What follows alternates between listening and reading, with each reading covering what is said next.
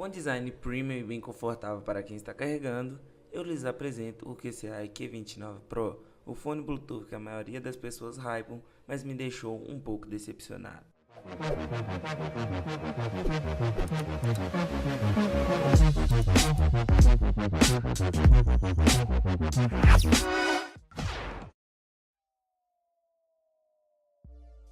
Esse fone vem dotado de uma caixa portátil para guardar e inclusive carregar ambos os fones. Ele vem em duas cores, branco com cinza e preto com cinza. Entretanto, nós escolhemos a cor branca por acharmos a mais elegante e diferente. Porém, temos um leve arrependimento por conta de que eles sujam bastante e como a caixa também é para o carregamento, fica difícil a higienização completa pelo fato de que qualquer umidade que adentrar a caixa pode danificar.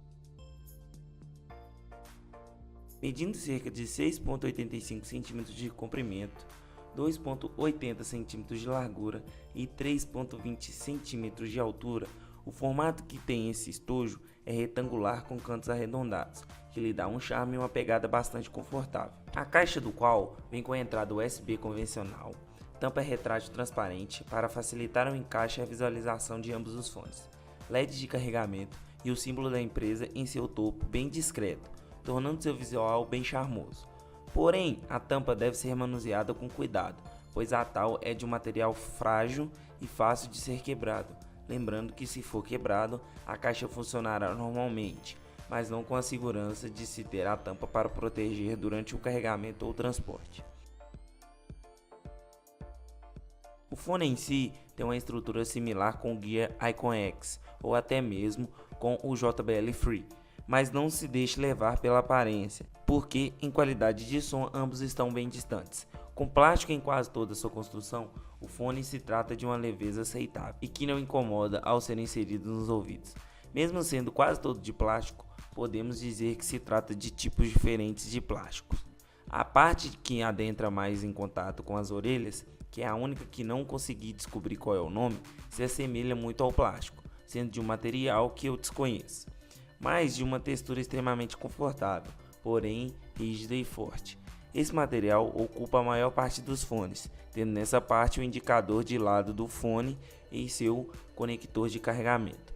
Na parte mais acima se trata de um plástico convencional, fazendo a volta externa e dando ao fone um charme por conta de sua pintura brilhante.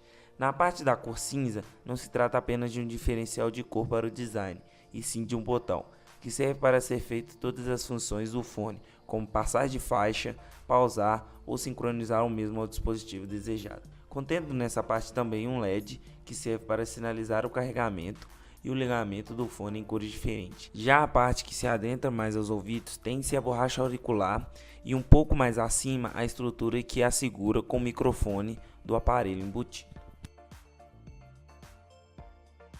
Seu chipset se trata de um CSR A63120 com Bluetooth 4.2 com distâncias alcançáveis de cerca de 10 metros, sendo compatível tanto com iOS ou Android. A sincronização inicial do gadget é algo que pode fazer com que pessoas leigas em tecnologia desistam e aleguem até mesmo a falha do produto, sem mesmo estar com defeito, pois a primeira sincronização é complicada e é vazia por parte da empresa em passo a passo. O manual de sincronização que veio no tal é muito falho e com informações bem fracas em relação ao que se deve fazer. E esse é um ponto que eu nunca vi nenhum produtor de conteúdo revelar em relação a isso. Pulando essa primeira parte, as demais sincronizações são bem simples, precisando que você retire os dois fones da caixa, ligue o Bluetooth do seu aparelho, segure o botão do fone até que o LED fique branco, coloque-o na orelha, assim que o mesmo ecoar um som de início, ele estará conectado. Para emparelhar o esquerdo, faça o mesmo passo, de apertar o botão e do LED. Assim que ele acender, espere 2 segundos. O LED irá piscar branco, novamente sinalizando que o mesmo está sincronizado. Em questão de distância e obstáculos impostos sobre o fone e o aparelho conectado, ele reage até bem, não caindo na sincronização ou falhando. A distância de 10 metros realmente se cumpre, fazendo com que distâncias maiores façam a desincronização do mesmo. Diante de 45 mAh de bateria, ele se porta de forma inconstante diante da duração da mesma, fazendo a média de 2 horas de duração com um pouco mais de 1 hora de carregamento no seu estojo, o qual pode dar até 3 cargas no fone, sem ter que voltar para a tomada de novo. O fato de usar o mesmo durante pouco tempo e voltá-lo para a caixa para o mesmo não perdê-lo ou guardá-lo suga a bateria do estojo, fazendo com que saber a bateria da mesma seja impossível, pois não tem nenhum marcador. E isso foi algo que me incomodou bastante, porque segundo as informações do fabricante, o mesmo teria de 3 até 4 horas de bateria, coisa que nesses meses de teste se mostrou impossível.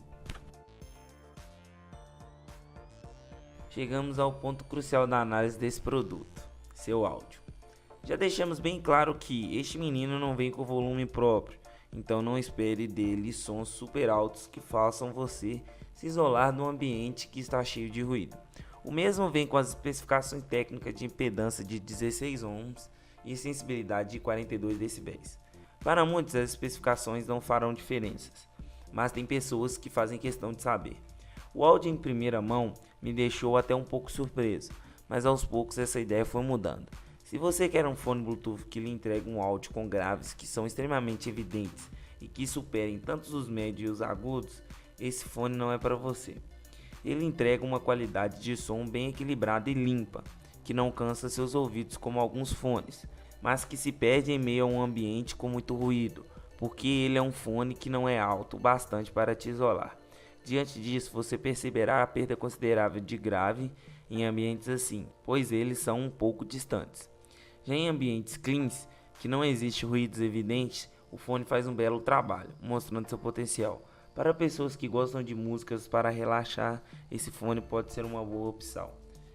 Por não ser fone com fios, ele não adentra bem aos seus ouvidos, fazendo com que, grotescamente, expressões faciais, como o ato de bocejar, possa empurrá-los um pouco mais ao fundo dos ouvidos, dando um ganho de áudio um pouco maior, mas que logo volta ao normal quando eles voltam ao seu encaixe original.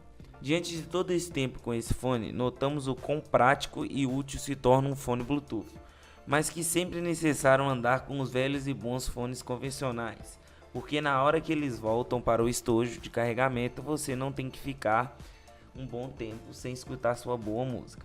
Colocando tudo que esse produto entrega ao consumidor, ele não foi do meu agrado, mas como estamos aqui para passar nossa experiência como produto para vocês, a nossa opinião pessoal não pode entrar em conflito com o nosso trabalho. Então esse foi o review sobre o fone da QCI Q29 Pro. Para saber mais o que me agradou nesses fones, fique ligado no nosso canal, que logo mais sairá o que eu não gostei nesses fones. Então é isso aí, galera. Curta, compartilha, deixa o seu like, se inscreva e é nóis. Valeu, fui!